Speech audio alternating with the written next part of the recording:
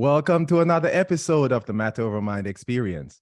I'm your host, Master Trainer and Weight Management Expert, Narado Zico Powell. And I have an interesting guest on the show today who has one last name, but like two ways to pronounce it. So before we get into the episode, I wanted to kind of explain that to us. It's pretty cool. It's pretty cool. But seriously, I have Jenny on the show today, and we're going to talk about tea. We're going to talk about the history of tea, the health benefits of tea, because by now, you know that part of my morning routine is drinking different teas. We know that tea can help with healing the gut, which is a very important part of my show, and tons of other health benefits. So it's good to have an expert on here who can tell us how to use tea to get true benefits for our body. So I can't wait to explore her mind today. And of course, we have a hack of the episode. Some of the health benefits of drinking tea. I kind of gave it away, but that's going to be the hack. And with that being said, let's welcome Jenny to the show. Hey, how are you doing today? I'm good. How are you doing today? I'm excellent. And as I promised my audience, before we start, tell them about your last name and the pronunciations. Okay, so my last name is spelled T-S-E.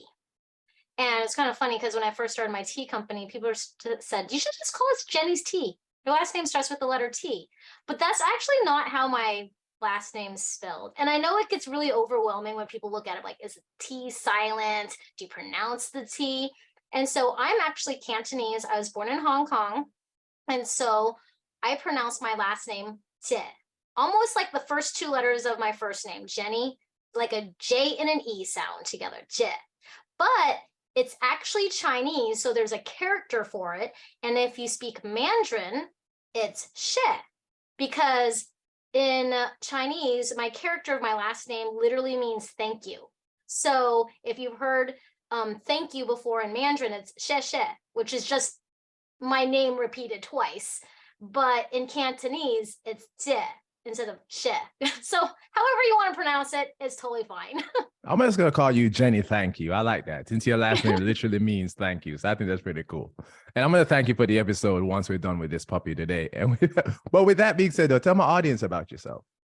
Yeah, so my name is Jenny, and I was born in Hong Kong, grew up here in Fairbanks, Alaska, and I grew up as a coffee drinker. So I've been drinking coffee since I was 4, and it wasn't until my last year of college I started drinking tea. Not because it was healthy for me, not because I was studying athletic training. I was a double major in athletic training and physical education. It was not for the health benefits. It was literally at the time the cheapest thing on the coffee shop menu. And I was doing it as a college student who was going to have to pay all their student loans back, which included all that spending of my coffee drinks or whatever it was. So I decided drinking tea, and then so many people asked me questions about the health benefits of tea, which I knew nothing about because I was studying athletics and rehab and, training and, performance, but I didn't know anybody else who drank tea.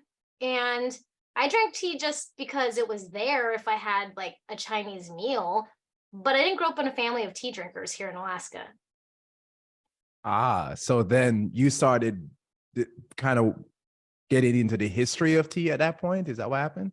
So what ended up happening was people would ask me questions like, oh, I heard tea cures cancer. And I'm like, yeah, I don't think so. Because if that was true, they'd be giving everybody tea who had cancer, right? And I'm like, okay. And then someone else said, oh, I heard tea's Chinese. I'm like, I don't know what that actually means. Like, what does it mean that tea is Chinese? And so the teacher in me, because I was going into physical education also, the teacher in me wants to find out, right? Because everyone's asking me questions and teachers don't know everything. They're good at trying to find out the best answers possible. Like really good teachers are very humble and realize that they're always learning. So I'm like, okay, people keep telling me these things about tea. I haven't come across any of it before, but during my later studies of researching different rehab techniques or whatnot in different medically published journals, sometimes they actually had case studies on tea. They actually were doing research on tea, which I was shocked about, because that was the thing, is our professors always said, well, what does the research say? And just realize that those demographics and parameters always change and everyone is different. So be aware that it does not always work for everyone. Those case studies are on that specific parameter. So the more I started learning about tea, the more I started telling my friends about what I learned, not that I knew everything. And that was the beginning of my journey of tea, but the history part of it didn't really come up to me until I actually went over to China and visited tea farms. I never was really interested in the history of tea. I'm like, okay, these are the health benefits of tea. All right, like this is how tea can help people who have the daily activity of drinking tea. There's like a correlation of longevity and different things like that for people who are tea drinkers. But when I went and flew to China to visit different tea farms, that's when I was starting to understand my own cultural history. You know, one of the most dangerous things when I talk to people is they say, show me the study. Because for some reason, everybody's become a scientist now. Like it's actually pretty annoying, because like if science in the wrong hands is dangerous. There are certain particular parameters around that particular study that may not apply to you. And how many people know how to comb through a 10, 20-page report and figure out what actually happened, right? Yeah. So, Yeah. or how it can really apply to them. Most people, I would say at least 90 to 95% people don't, right? So just say, Mhm. show me the science is one of the dumbest things people can really say, because you don't know what you're really asking for. It's better to find someone who is an expert, who you trust, who can help you along the way. So that's one thing. That's one of my soapboxes and something that I want people Oh to yeah. really pay attention to, is stop saying, if you're one of those people who just want to say, show me the science, you may want to stop, because if you keep saying that, but you're not at the, I would say, at the optimal level of health that you can be, then you may want to reconsider your approach. But with that Yes. being said, I have a question for that, Jenny, because now that we figure out that tea is not Chinese, where does tea really come from? So tea is actually, like, the tea plant itself technically is the Camellia sinensis plant, which is this evergreen tree. I actually have one in my bathroom, but like I have this little, it's in a little pot, and it's this evergreen tree that turns into white, green, oolong, black, and pu'er. Now, everything else, like peppermint, hibiscus, even yerba mate, rooibos, chamomile, those things are not from the tea plant itself.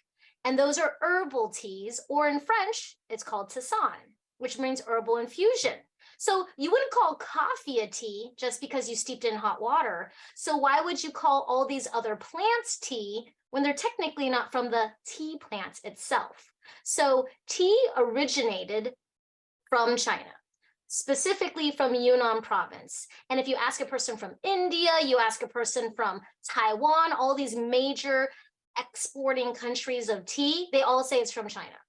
Like the history books go back to China. And it has to do with like spoken stories, actually, because there's no like hard research that this is from China, but all those countries claim that is from China. So it's very interesting, but the practice of like tea drinking goes to like every indigenous people group on earth, because everyone has some sort of like infusion that is from their originating people group, drinking something hot, infusing it in boiling hot water, which kills most of the germs. If it's in boiling hot water, that cleansing, that time of that self and community type of wellness around tea drinking. So nowadays, especially in America, everything's called a tea. Mushroom, chaga, like all these things are called tea, but technically tea is from this one evergreen tree that keeps growing.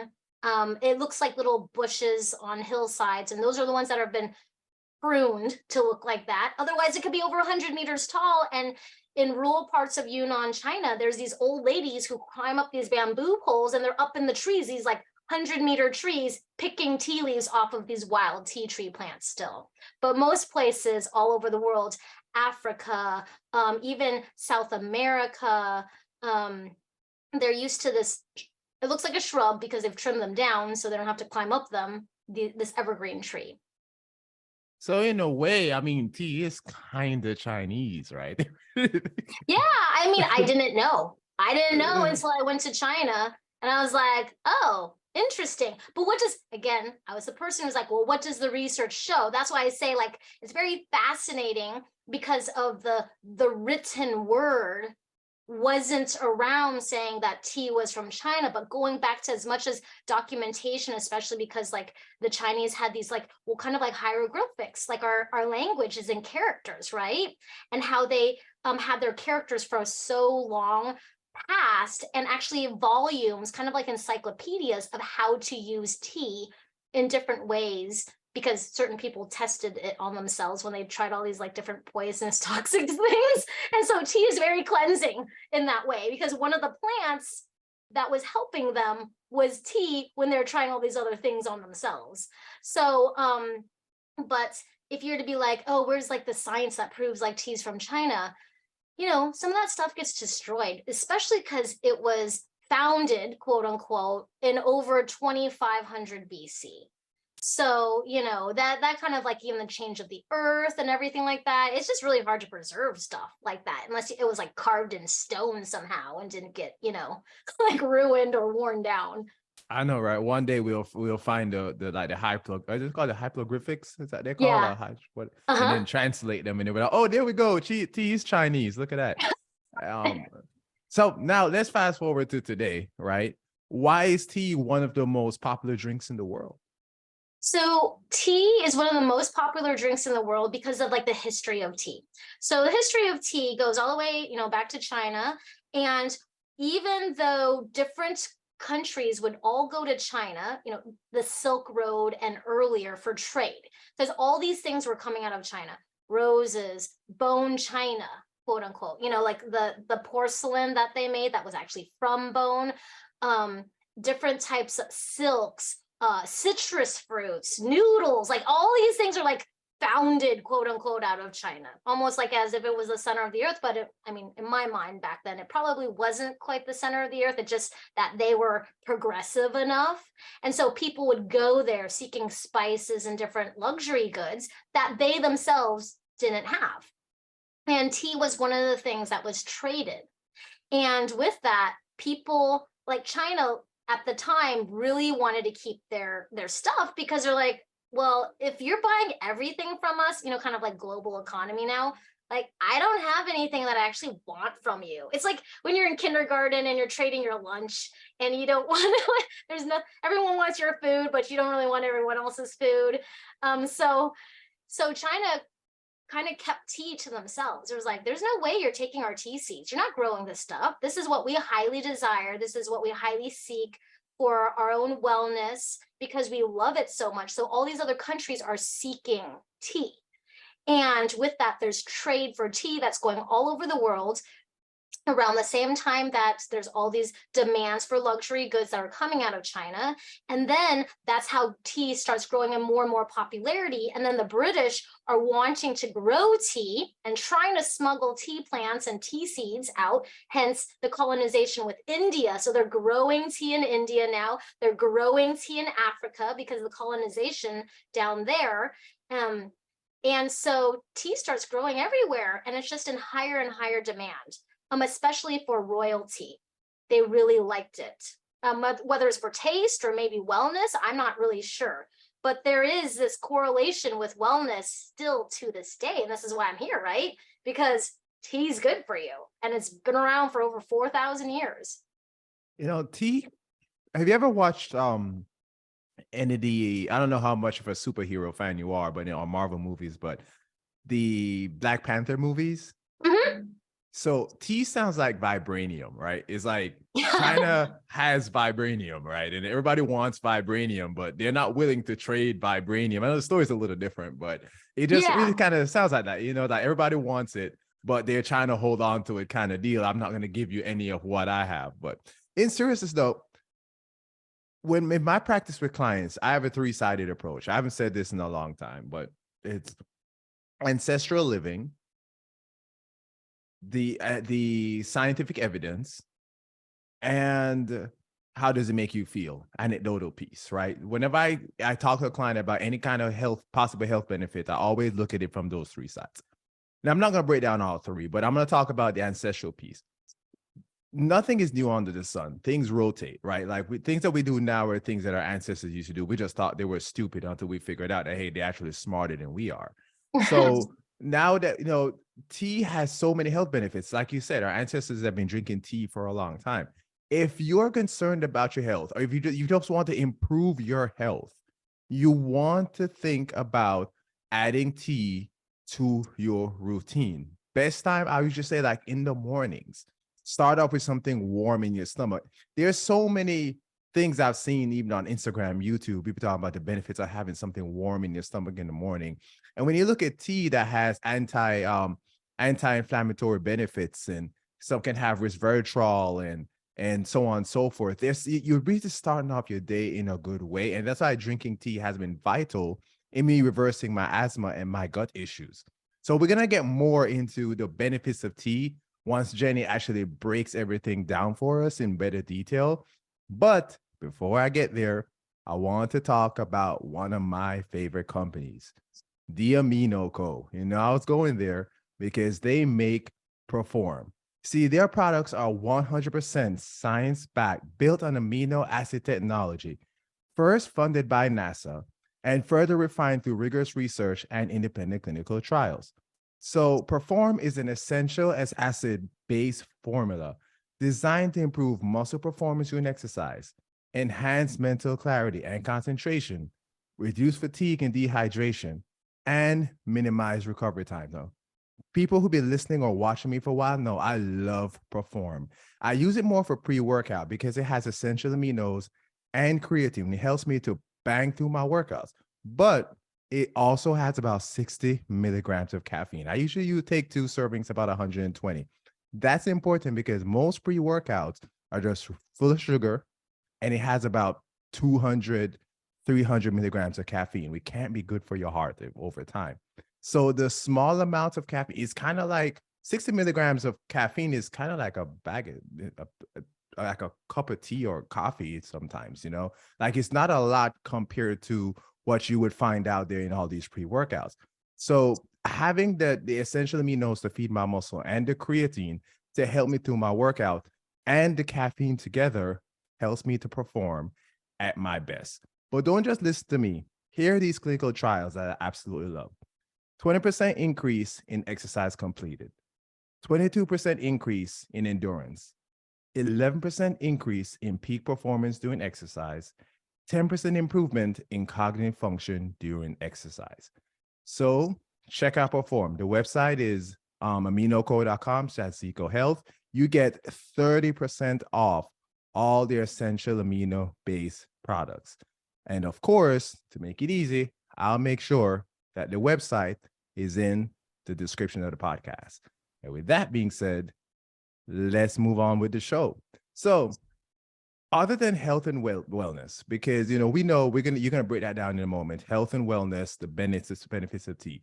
What are some of the other benefits of tea?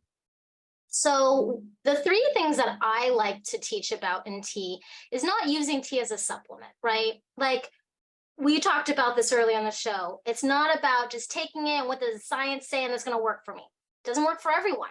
If you do not approach your life as holistic living in the way that you think, the way that you react, the way you reflect, it does not make a difference because other parts of your life are going to hinder your way of living, your wellness. So I feel like tea is extremely powerful. And this is actually why I started my tea company. So I didn't know much about tea when I started learning about tea. I was curious because of the health benefits, right? Of tea, because of my scientific background. And I'm like, oh, okay, tea's healthy for me. But that's not why I kept drinking tea. Tea was a way for me to slow down and to reflect. It helps with my mindset, right?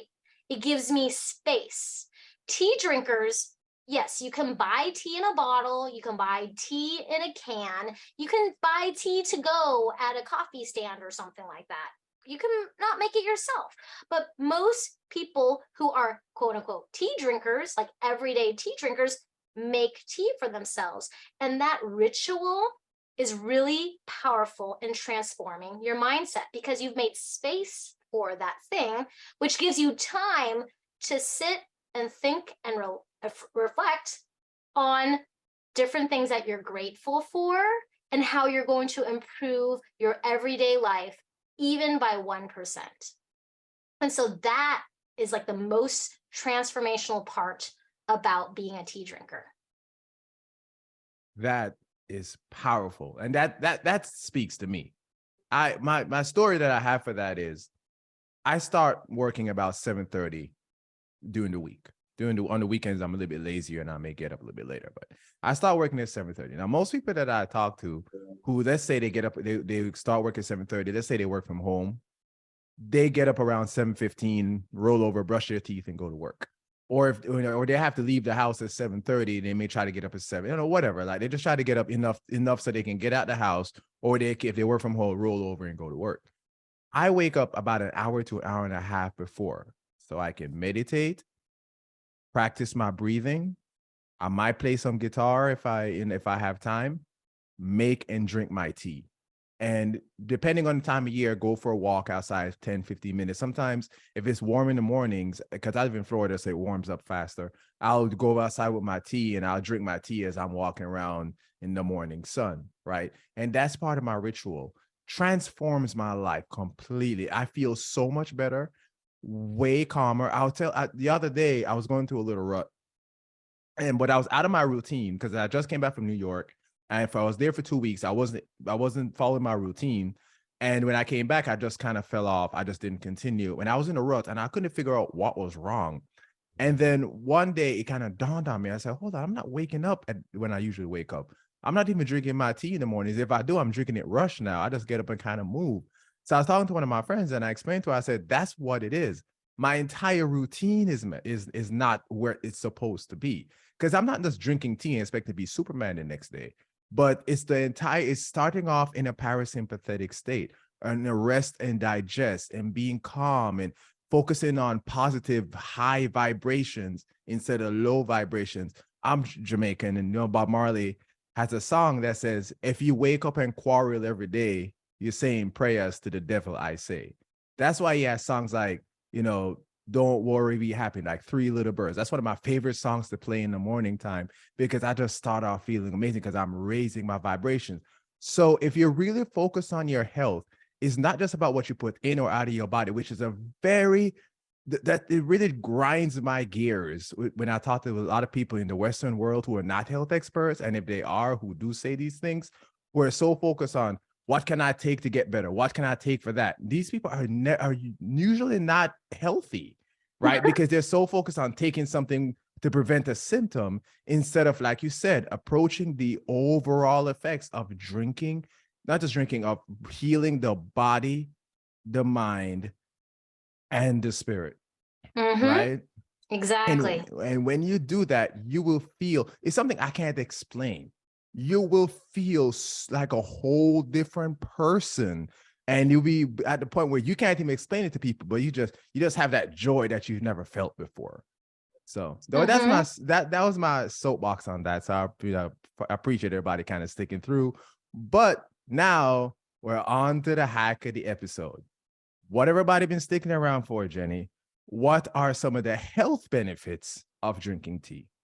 Okay, so that first part was really important to understand the lifestyle of a tea drinker, because my very first case study that I read, surprisingly, okay, we were talking about how it applies and doesn't apply.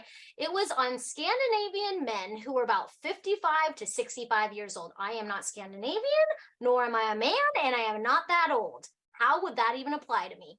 So when I was reading that case study, it showed a correlation of tea drinkers that were men, Scandinavian, that age group, tea drinkers 3 times a day. And it showed that there was a correlation on longevity, less likely to have heart issues, and less likely to have accidents. walking along the sidewalk and like breaking a leg or getting hit by a car or being like less likely to be even in an accident to begin with. And I was thinking, wow, that's kind of strange to have scientific research that just is essentially explaining the lifestyle of a tea drinker. And I was like, interesting. So that must have made the biggest impression to me, and kind of like what you were talking about, like the holistic way of living.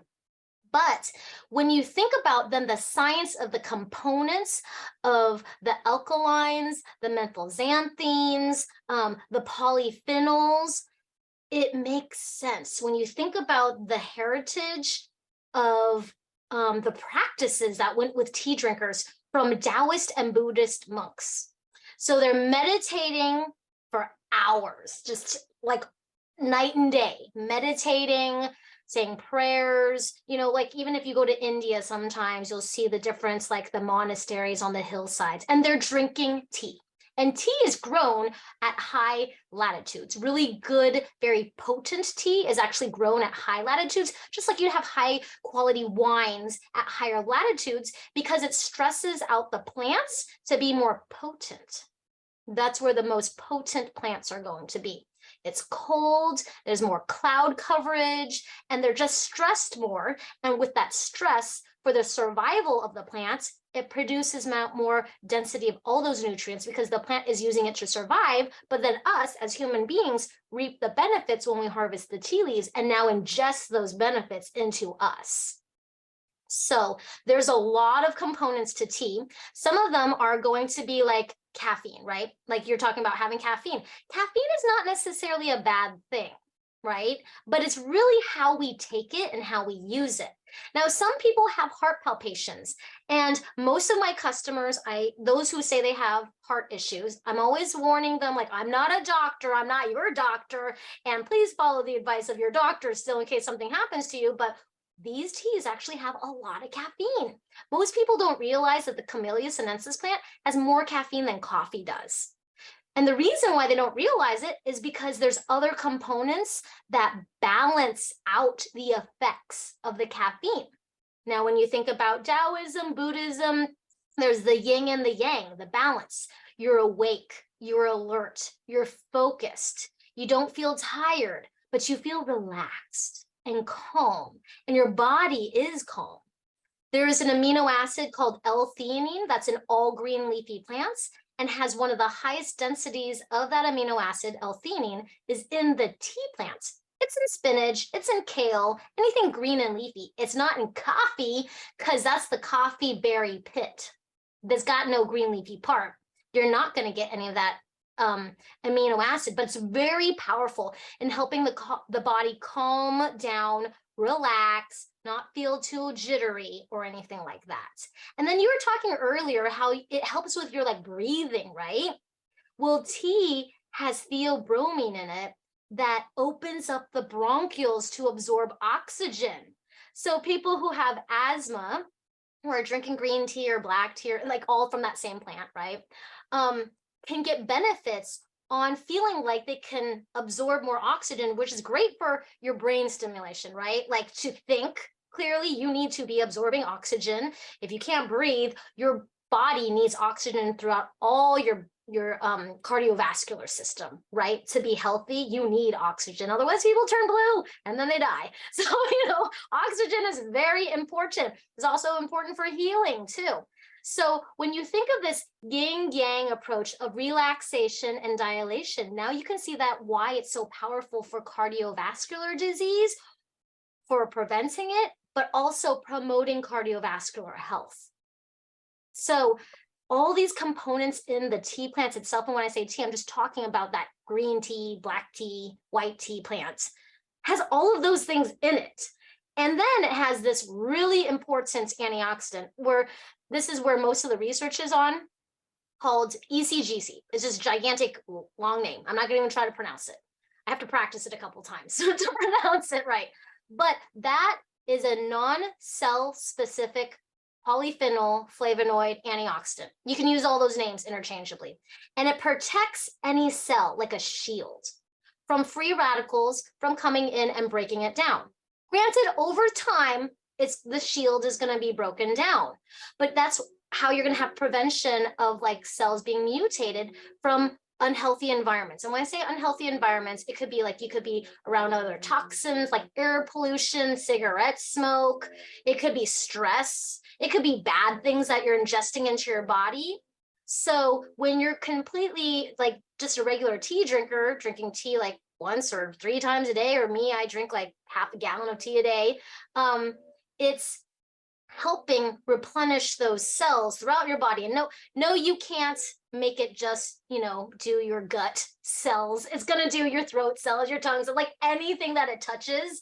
It's non-cell specific. No, what do you call it? Prejudice. It's non-cell specific. So just like personal training, sometimes when you do certain exercise, a lot of exercises, you can't just do one spot. You're like, oh, I'm just gonna make my back strong. Like there's certain things you can do to help support your back, but in the end, it's actually gonna help you in so many other ways, right? When you do certain exercises, or the majority of exercises. So ECGC is a really powerful antioxidant. It is not the only antioxidant. There's actually other antioxidants in the tea plant itself too, but that's like the most powerful antioxidant in tea. What I was thinking about as you were talking is I was kind of thinking about caffeine, right? And kind of very similar to what I talked about with Perform, how it has the creatine and the essential aminos, which does help to balance out the caffeine and why you don't need as much versus they say pre-workouts, which is all sugar and caffeine. But which made me think about this. If let's say you go to like Starbucks somewhere, right? And you get a coffee that has 150 milligrams of caffeine and how many grams of sugar and all that stuff. So that, which is all stimulants. Your body's not designed to drink caffeine like that. That's why you say caffeine is not bad, right? But when you take out all the everything in the plant or in the tea that balances out the caffeine, and then you have the raw sugar, which we know is not good for us. Your body is basically immediately in a response state to that. It has to respond to all that, and it becomes a regular part of your routine. And if you add to that, if you're rushing, I'm gonna get some coffee because I gotta hurry up and go to work. So you're in fight or flight mode all the time, like consistent like that. Then you drink the caffeine and you drink the sugars and the artificial flavoring and everything. You don't realize how much danger you are putting on your body for that. Now, I want to address something because I mentioned to someone once that I wake up early in the morning and start my routine. And she said to me, well, it's good. It's nice that, you have a life like that because, I have family and kids. And I said, I had a couple of things to say to that. I said, one, I wake up early. That's number one. And number two, even if you can't do an hour and a half or an hour or whatever, try to wake up at least give 20, 30 minutes early in the morning where you can give yourself that time to have a slow start to the morning, right?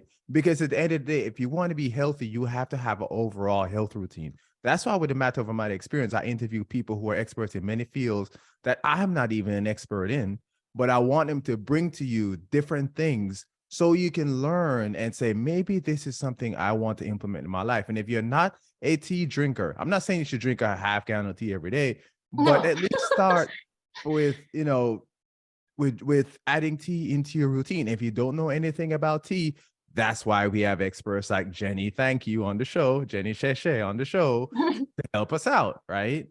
But with that being said, Jenny, tell my audience, how can they learn more about you, more about your work? I think you have a book as well and a YouTube channel. Yeah, I do. So I have a website. So I actually own a tea company, but my tea company started from tea education. So if you can't tell already, I'm really passionate about tea education. And my website is Sipping Streams, like a river, sippingstreams.com. And if you want a free copy of my book, a digital copy of my book, it's absolutely free. You just have to go to sippingstreams.com/mybook. Now, if you go to the website, you can't find the book. You can buy the book. It's available on Amazon, or you could just get a free digital copy of it with color pictures. So sippingstreams.com/mybook. I'm also on YouTube. I've got over 400 educational videos on tea. And you just go to youtube.com @sipping streams. And I'm pretty much on every single social media platform out there. So yeah. Perfect. And with that being said, the show notes going to be seekerhealth.com/sipping streams. You know I was going there. You know I was going down. At first it's going to be Jenny Share, but then I was like, you know what? Let's just go with sipping streams. It sounds so much cooler. And of course, the show notes are going to be in the description of the episode. And with that being said, thank you, Jenny, for being here. Thank you for watching and listening. And we're out for the day, fam.